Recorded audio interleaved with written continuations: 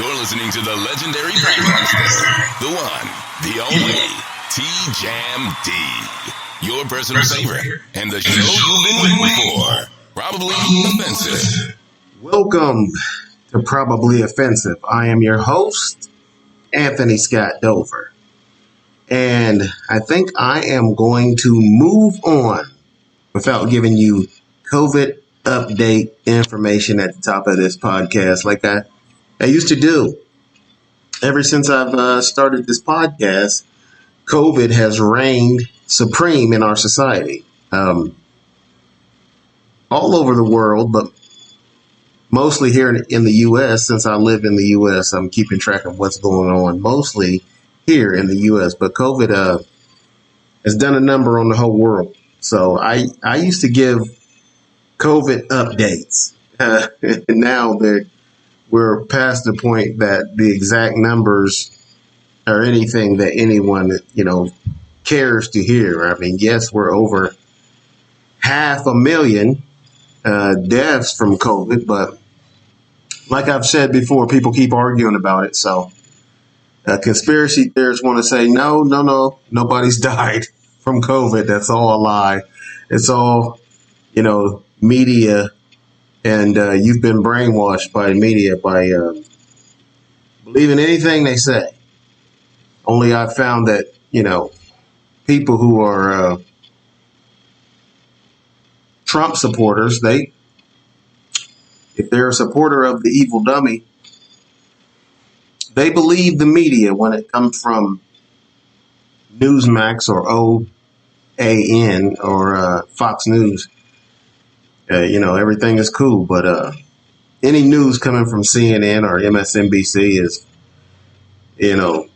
media, it's fake news. So anyway, we're still in the middle of the pandemic. The vaccine is been distributed, in the middle of being distributed. But like I've said before, we only need half the people to take it. If half the people take the vaccine, then they can no longer get COVID or pass COVID, then we should be out of the woods mathematically. If half the people can't spread COVID, then we should be fine. It'll die down with the other half of the people. Most of them, 90% of the people who have not gotten the vaccine, have already had COVID. A lot of people who did get the vaccine have already had COVID, but this vaccine is supposed to stop you from contracting COVID. You should be protected. That's what vaccines are for. That's what they do. So that is your COVID update.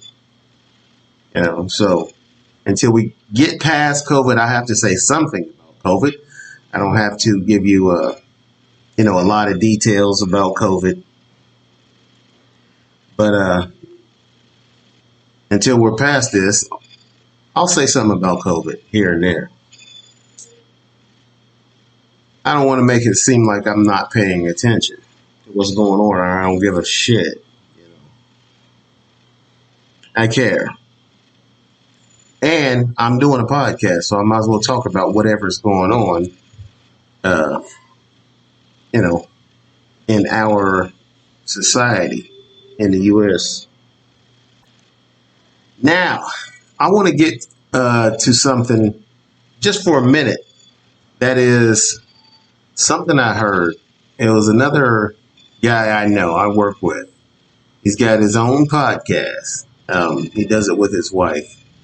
And I listened to the podcast, and they were two subject matters I want to touch on here. And because I was listening to their podcast, and I was formulating something that I wanted to say, give an opinion about certain subjects, stuff that I've gone over before on this podcast, but I don't know who's listening to this podcast just yet. It's not like I'm Joe Rogan or household name in broadcasting or a celebrity or somebody who's famous on YouTube. who decides I'm gonna do a podcast and they already got a following. You know what I'm saying? I've got about a good 7 people following me on Twitter. So I don't expect 100 million people to be listening to this podcast. So there's a chance that you may catch something I've said. It doesn't mean that you're going to believe anything I've said to be true, but you might. You might hear something I said on this podcast and you might believe it.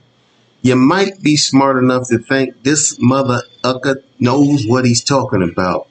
Or you might just be stupid enough to think that. Either way, I give opinions on the podcast. That's what it's all about. I'm a talker.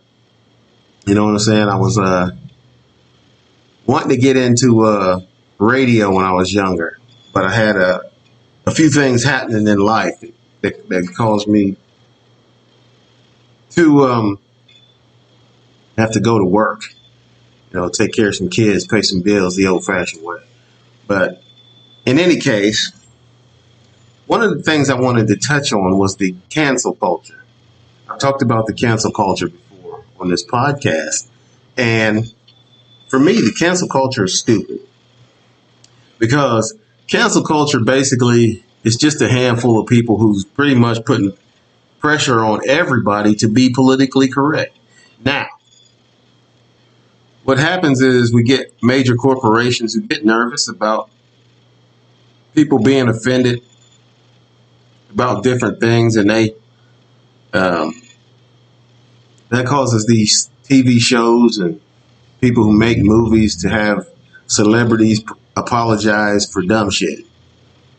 Celebrity says something stupid that's not politically correct, and his publicist has got him out there the next day apologizing and saying, I'm the most sorriest person on earth. I really didn't mean to offend anybody. I'm super sorry. So, but I wanted to say this about cancel culture. Because these things have come up here recently. Pepe Le Pew, Mr. Potato Head, there's a couple of Dr. Seuss books. And just in case anybody's able to, because I didn't get to talk to, funny enough, after, I've listened to these podcasts of the guy I work with, and I seen him at work and he mentioned something to me, but I did not see him the next couple of days. It was like on a Wednesday I seen him. And then on Thursday I didn't see him. And then on Friday, on Friday we didn't work because it was Good Friday. So happy Easter. Happy Easter. Let me get that in. Let me slip that happy Easter in on you. But one of the things about cancel culture that I wanted to talk about is because,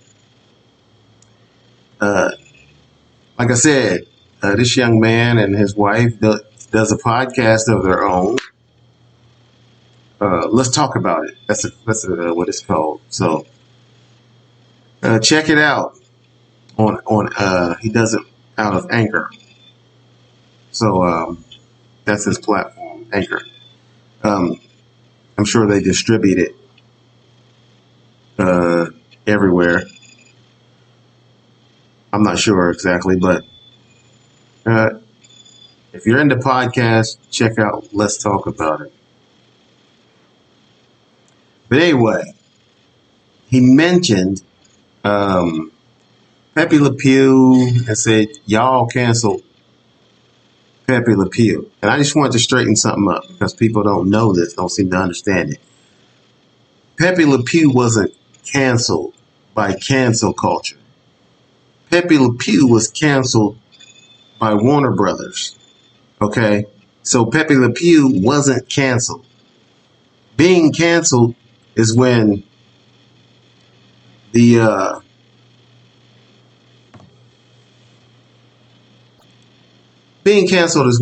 Twitter or the trolls online get a hold of something and they call for someone to be canceled in masses, and they call for this person to be fired.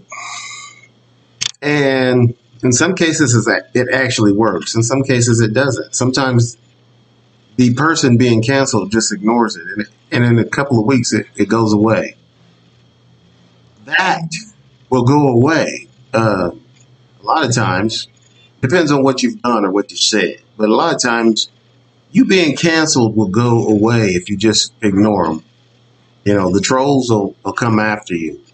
But that wasn't the case with Pepe Le Pew. Pepe Le Pew is a property of Warner Brothers. They've got a sequel to Space Jam. Space Jam is the movie that Michael Jordan done playing basketball against cartoon aliens. With cartoons, Earth cartoons, all the Looney Tunes favorites from our childhood. So for those of you who don't know, I've probably done a horrible job of explaining that movie, but that was it in a nutshell. There's Michael Jordan and a bunch of cartoons. There's a few other NBA players that was in the movie, but basically the Looney Tunes cartoons that we grew up on, those of you who are in their 40s and 50s, you grew up on, Foghorn Leghorn, Roadrunner, and Sylvester and Tweety, and Wild E. Coyote, Pepe Le Pew. There's Bugs Bunny, Elmer Fudd, Daffy Duck, so forth and so on. They decided to cancel Pepe Le Pew, or at least it seems that cancel culture canceled Pepe Le Pew. But that's not true. Warner Brothers decided to not continue Pepe Le Pew because no one cares about Pepe Le Pew.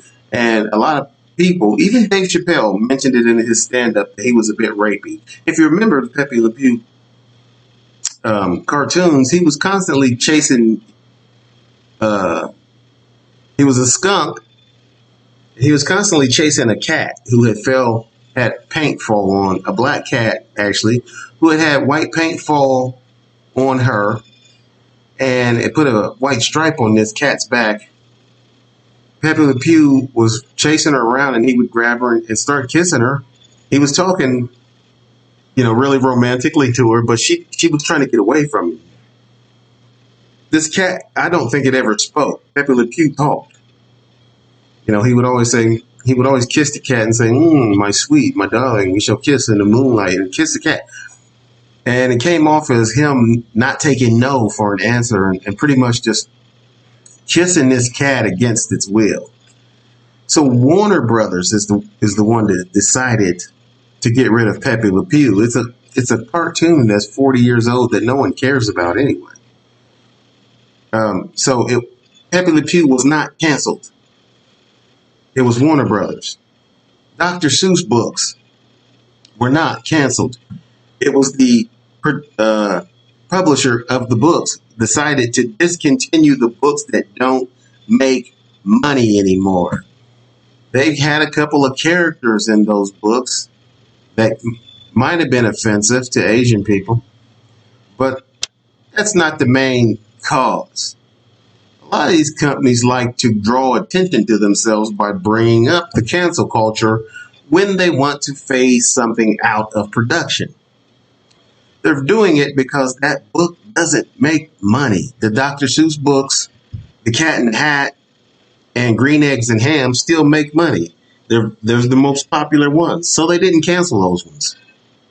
So anyone who is pretending like they canceled The Cat in the Hat or Green Eggs and Ham, they know that that's not true, but they're just using it to distract you from other stuff that they don't want to talk about that's going on in the media or just going on, period.